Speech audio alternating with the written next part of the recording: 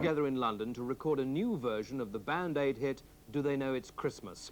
It's hoped it'll raise more than £1 million for the famine victims. There were chaotic scenes as some 30 pop stars gathered to create Band Aid 2, 5 years after the original version raised nearly £70 million. This time, Kylie Minogue and Jason Donovan are the big names. Bob Geldof is staying behind the scenes, though it was his idea. The pathetic thing is that we still have to resort to pop music to raise the issue. If the only thing that stimulates people is seeing a bunch of pop singers singing a rather dodgy song, then it's kind of, like I said in 1984, it's a sorry way to operate. But all those in the recording studio today were convinced they could rekindle public sympathy and raise more money for the starving in Ethiopia. No, kind of like a Jewish otter. Let's talk about the Delinquents show. It's on show tonight. Yeah. The whole world will be there. Are you nervous about it? Yeah, I'm very nervous. Someone was just reading me the guest list, and it's safe to say I'm a little panicked right now. You're a little panicked? Yeah. I thought Americans could cope with stress well. Oh, they cover it up well. Where's Carrie when you need him? OK, let's have a look at a clip from the Delinquents. This is a show that's starting tonight, opening tonight in Britain, and then be all around in the following weeks. The Delinquents. Tried to find you. I looked everywhere.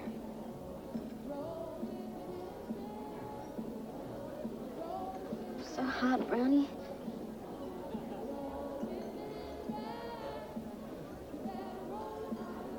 Got a fever.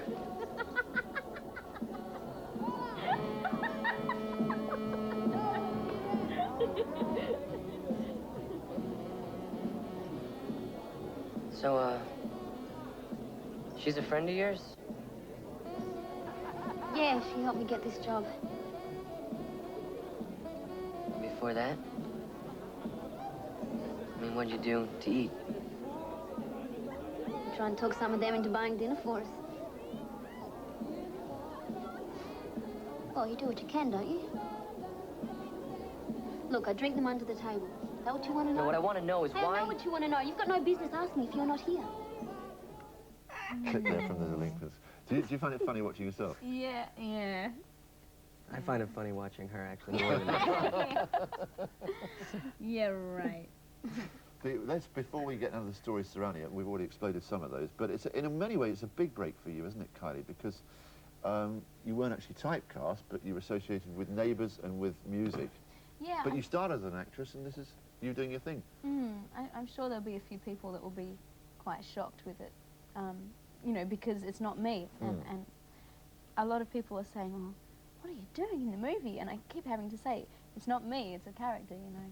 You mentioned the word shock. Let's just deal with that quickly. There were stories, weren't there, that because you were Kylie, because you starred in a thing like Neighbours, you were considered an example to the young. Do you actually feel that you've offended anybody? Do you feel that you've offended the young?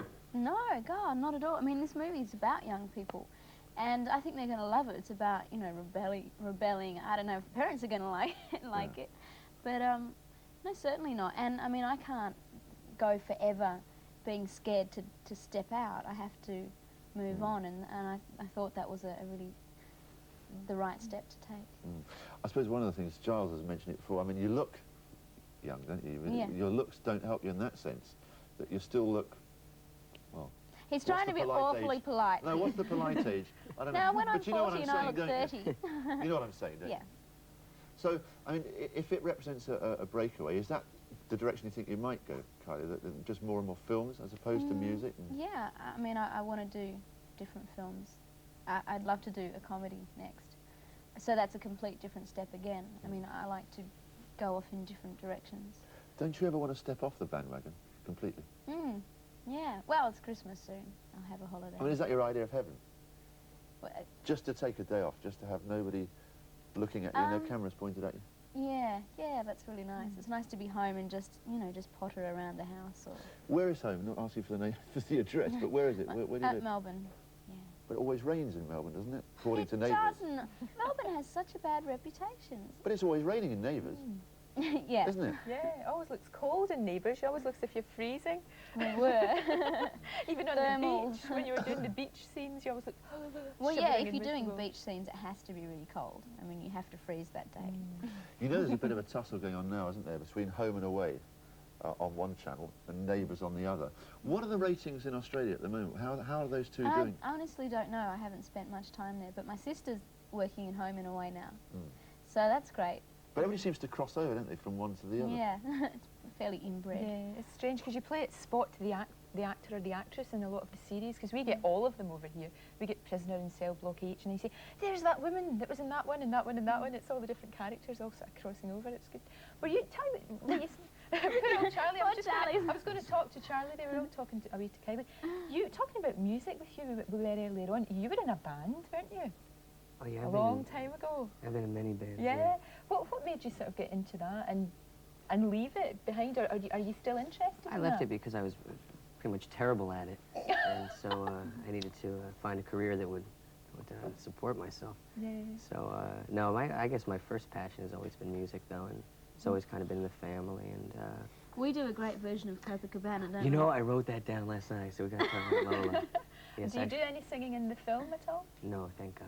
Can you do, what's this, come on. No, we You need to be in Charlie's trailer and Spur of the Can't Moment. you It was a imagine very yourself in Charlie's spontaneous thing trailer? that happened one day listening to Copacabana by Barry Manilow. We had the Barry Yeah. Manilow CD on and Worked out a whole little dance there, and actually it was funnier the first time than the second time, and now it's just third probably, time. probably pathetic now if you saw it. So I mean, you said you were nervous about all these, for instance, the premiere tonight. You weren't always nervous. Didn't you appear in Oliver when you were very young to impress the girl in your life then? yes, I did. And you simply appeared in it just to impress the girl in your life? Yeah. And did it impress the girl in your life? No, it didn't at all. Oh. Actually, I guess it did. I mean, and then we had our little 7th grade relationship, which lasted for about What, you mean 5 it's a days. poor relationship, a 7th grade relationship? What's Or you that? mean it was in the 7th grade? Yes, Ah, it was in fine. 7th grade. What age were you in the 7th grade? 'Cause I don't know. God, that. was I 13, I guess. Oh, I see. It's quite young, Yeah. quite young. And was that you getting into acting first? But I still of all? look the same, actually, which is sad. You do. You look very You boyish. do look very young. But I have gone through Depressing. puberty since this film, so I just think everyone should know that. I don't believe it for a I minute. tell you, in your life, you've Yes, met sir. some people, and the name that really springs to me is George Burns. Now, Oh, meeting him, it must have been something else. Yeah, that was, to me, that was pretty much hitting an early pinnacle in a career, you know. He was probably the most fantastic human I've ever worked with. In what way, Just the most Charlie? giving person. You know, the one thing that was so great about George was that he was so unjaded by the business, and it's so refreshing to see someone like that, especially in Hollywood.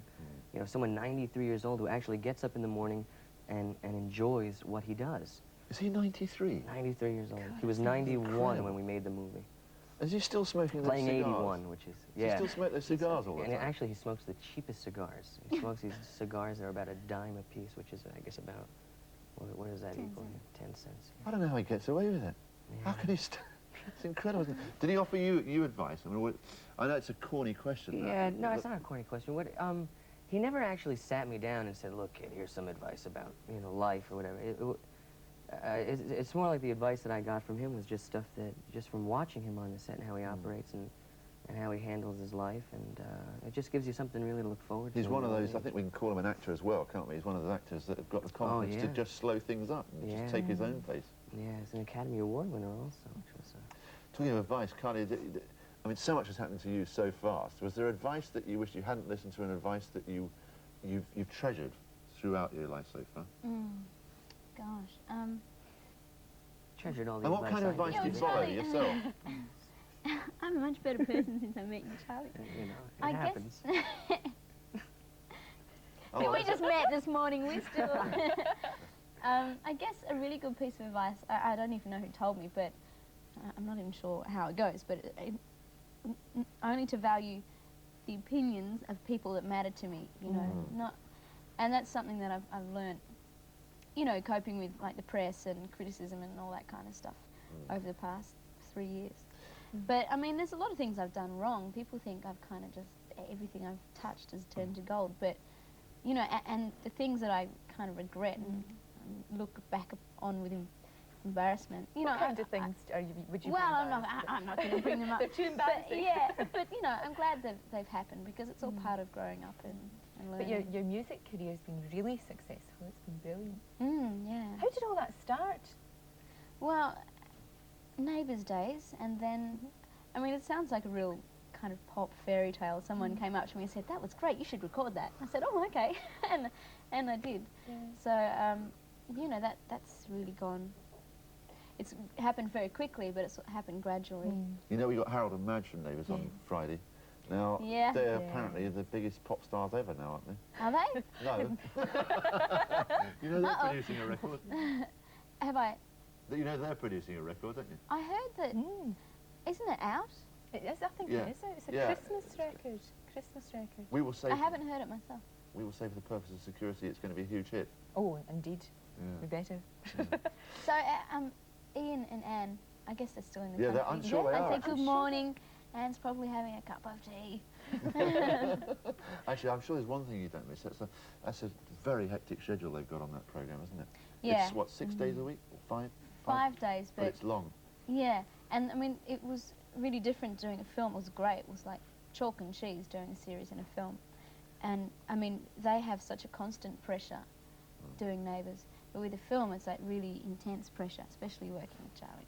That must be terrible working Charlie. You know, we have had so many phone calls to you, Kylie, about Give Us a Wave, and something must be said to Charlie. Yep. So that there's so many, you just can't do them individually. So I think let's just do one wave to everybody out there and hello who's phoned in today. There are about 50 phone calls we've had. Can you just wave? Who are we waving That to? one. Yeah. This is Hi, how are you? Royal. Good to know you. That was good. You've got that. That's very What was good. that about? Well, good luck with the Delinquents. Call us. Yeah. Thank The you very public will much. make their own mind up. Yeah, it's released on Boxing Day. Released on Boxing Day. Yeah. Actually, okay. Charlie, thanks for joining us. Thank you very much. Maybe enjoy your stay in Britain. Ah, Don't get thanks. too nervous. Okay, I won't. Not many of us bite. I'm going to bring Carrie with me. And when Kylie, we you do know all about us Castle. anyway. Yeah, Good to see you again. And enjoy a good Christmas in sunny Australia. Sure. I will. Or rainy Melbourne. Come on. Give us a break, she's saying.